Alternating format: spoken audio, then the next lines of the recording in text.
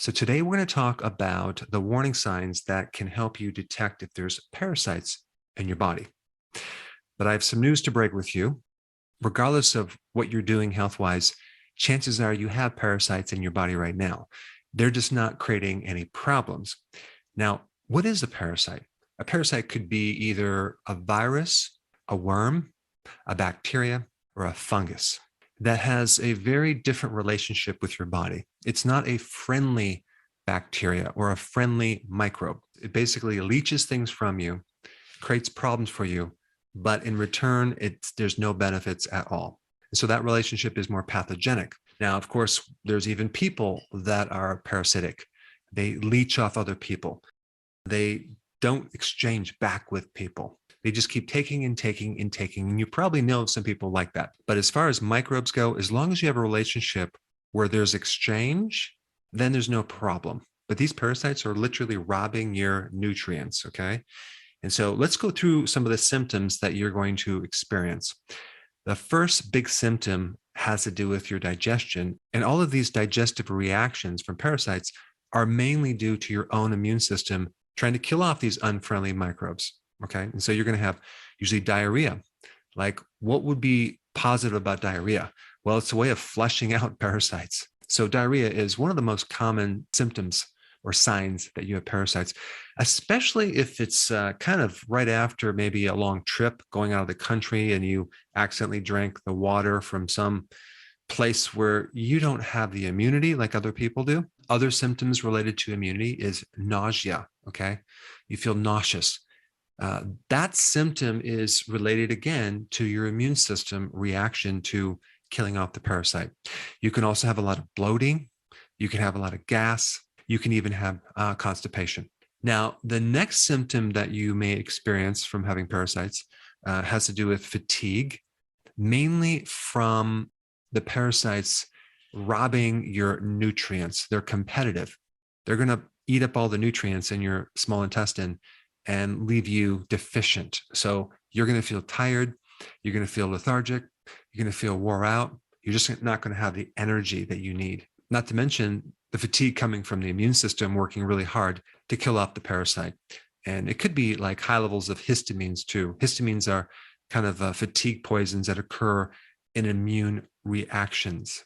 Now, another common symptom with parasites is itchiness in your private parts. Now, you can also have itchiness throughout your whole body, but that would be a common symptom of parasites. Another common symptom would be mood changes, right? It's going to affect your mood. You might feel irritable. You may have blood sugar problems simply because what these microbes are doing to your chemistry. You will probably have skin changes eventually, especially if you have a worm infection. Like if it's ringworm or roundworm, you may have some skin problems. You might have redness or some type of rash if you had a tick bite, as in Lyme disease. Many times you may also have a craving for milk sugar, okay, as in ice cream or sweets. The worst thing you could do if you have a parasite infection or even a candida infection is to continue to consume milk sugar or any sweets at all. Now, with some people, depending on how long you've had this parasite infection, you may find that your appetite either goes up or goes down, depending on the stage of this infection. You can completely lose your appetite, or probably in the beginning of this infection, you have more of an appetite because you're not able to benefit from the nutrients in the food that you're eating because they're robbing it. But the other thing too, with infections in general, is that one defense mechanism that your body has against infections is losing your appetite and going on a fast, which indirectly strengthens your immune system to fight this thing off better. Like a lot of animals, for example, when they get infections, they lose their appetite as well. So this idea of eating more to nourish your body isn't always the best thing when it comes down to your immune system. Now, you may also have brain fog as a common symptom from parasites, from both the immune reaction as well as some of the byproducts or the toxins that some of these parasites are giving off as your immune system is killing them. And you may also experience allergies, excessive sneezing from having a parasite infection. You always want to find out, when did these symptoms start and what happened just before the symptom. In practice, I had a fairly large number of nurses that would come in. And many times I've noticed that nurses tended to have more parasites. One common cause of getting an infection is being in a hospital, which apparently is the worst place to go if you're trying to avoid infections, because you have all the sick people there, right? And you have this concentrated group of sick people with all these pathogens floating around.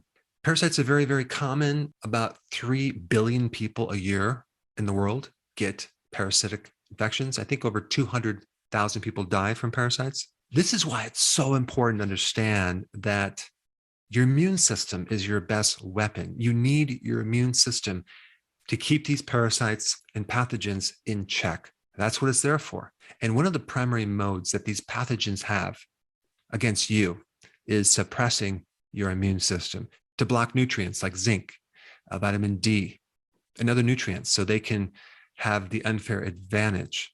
But you really need to put attention on the immune system. So if you don't have this in consideration, you can be susceptible to, accidentally destroying your immune system as you're trying to destroy the pathogen or the disease.